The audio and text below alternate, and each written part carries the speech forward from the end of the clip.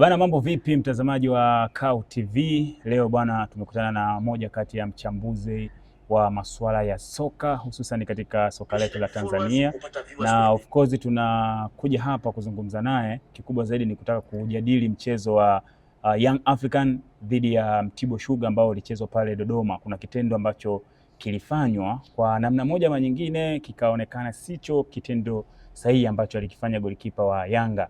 Sasa ndugu yetu hapa atatuchambulia kwa ufupi kitendo kama kile na adhabu gani anastahili kupewa golikipa Diarra. Brother, vipi? Fresh kabisa. Shwari kabisa. Shwari. Bana, mimi nataka uniambie kwa ufupi kwanza Tanzania wanakufahamu kama nani, lakini pia twende moja kwa moja kwenye point. Unaizungumzaje mchezo wa Yanga na Mtibwa na hasa kile kitendo ambacho amekifanya golikipa Diarra? Kwanza tukianzia na tukio ambalo Diarra analalamika kwa marefari kwamba kasukumwa. Mimi naona kwamba Diarra kaamua kukifanya kile kitu kuficha madhaifu yake ambayo kayafanya. Sijui unanielewa kaka?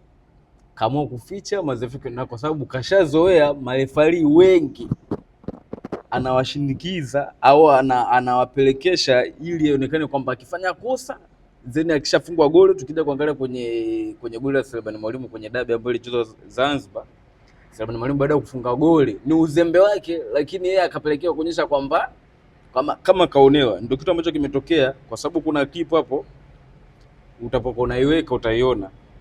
Diarra alikuwa yeye ndo anamsukuma yule mchezaji wa Mtibwa. Sawa, baada ya kumsukuma zeni kona inapigwa. Ilipopigwa Diarra anakuja kushtuka, mpira huu unakuja kuingia. Diarra anaanza kulalamika. Na mimi kitu kingine ninachoweza kusema kwamba Diarra kazoea hiki kitendo cha kuonekana anawafokea marefari.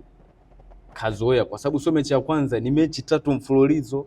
Ukianzia mechi ya dabi ambayo ilichezwa kule baada ya Selemani Mwalimu kufunga goli, angalia reaction yake, anaenda anamfokea refari. Kwa hiyo mimi naweza kusema Diarra ni golikipa mzuri, lakini naweza kusema pia ni golikipa ambaye Tanzania hii hana nidhamu. Ana nidhamu. Ndio anapenda kuipambania klabu ya Yanga, sawa, anajitoa, lakini inapotokea tatizo umefungwa, haina budi ukubali kwamba nimekosea, lakini yeye madhaifu yake anataka kuyaficha kwamba eti nimeonewa, kwamba nimesukuma. Lakini ukiangalia hiyo clip, yeye ndo kampushi. Tena yule jamaa kutaka kumrudishia wala dini. Yeye kamwacha tukampushi, lakini kuna tele imekuja kupigwa anaenda kumfuata referee.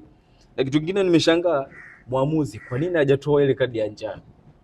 Kaishika kabisa kadi, anaenda anazome taja, anafokewa. Alamanusula mpige makofi yule baba watu.